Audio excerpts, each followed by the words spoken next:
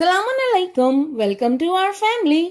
आज हम बात करेंगे साइलेंस गेम के बारे में। साइलेंस गेम मॉन्टेसोरी सिस्टम की एक बहुत ही उम्दा गेम है जिसका जिक्र डॉक्टर मारिया मॉन्टेसोरी ने अपनी किताब द सीक्रेट ऑफ चाइल्डहुड में किया। साइलेंस गेम का ख्याल इत्तेफाकी तौर पर डॉक्टर मारिया के जहन में आया जब वो एक टीचर के सोए हुए 4 माह के बच्चे को क्लास में लेके गईं, तो क्लास के सब बच्चे इस छोटे बच्चे को देखने के लिए बेचैन थे। इसी वक्त डॉक्टर मारिया को ख्याल आया कि बाकी सब बच्चे भी क्यों नहीं इस छोटे बच्चे की तरह पुरसकून हो जाते। उन्होंने बच्चों को इस छोटे बच्चे की तरह एक्ट करने के लिए इनकरेज किया। जब बच्चे खामोश हो गए तो उन्होंने उनसे आंखें बंद करने को कहा और फिर आहिस्ता से हर एक के नाम की सरगोशी करके बाहर बुलाया। इन्हें महसूस हुआ कि इसके बाद बच्चों में बिल्कुल मुख्तलिफ तवानाई थी कि वो पुरसकून और अपना काम बेहतर तवज्जो से करने के काबिल हो गए। डॉक्टर मारिया ने इस सरगर्मी को साइलेंस गेम के नाम से मंसूब किया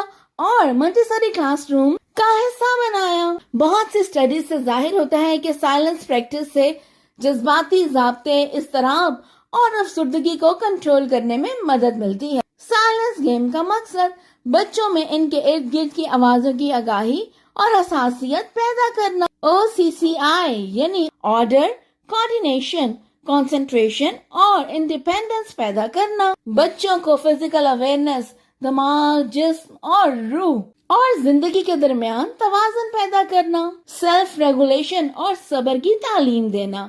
क्लासरूम के माहौल का एहतराम करना और इसे एक कम्युनिटी के तौर पर मजबूत बनाना। बच्चों को साइलेंस गेम से कैसे मुतारिफ कराया जाए? पूरी क्लास को एक साथ इस गेम में हिस्सा लेने की दावत दें। बच्चों को बताएं कि वो एक साथ खामोश रहेंगे और कोई आवाज भी नहीं निकालेंगे। बच्चों को साइलेंस बोर्ड मुतारिफ करवाएं जिसकी एक साइड पर लफ्ज साइलेंस या साइलेंस की कोई तस्वीर बनी हो, दूसरी तरफ एक बेल या जैसे बच्चे खेल रहे हैं ऐसी तस्वीर बनी हो।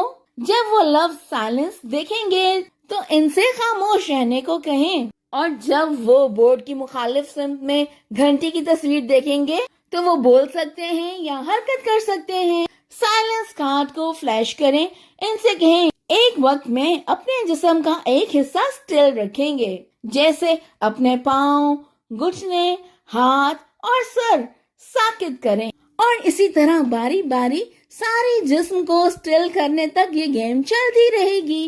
जब वो खामोश हों तो उनसे अपने इर्द गिर्द की आवाजों को सुनने के लिए कहें और बाद में उनसे इन आवाजों के बारे में पूछें।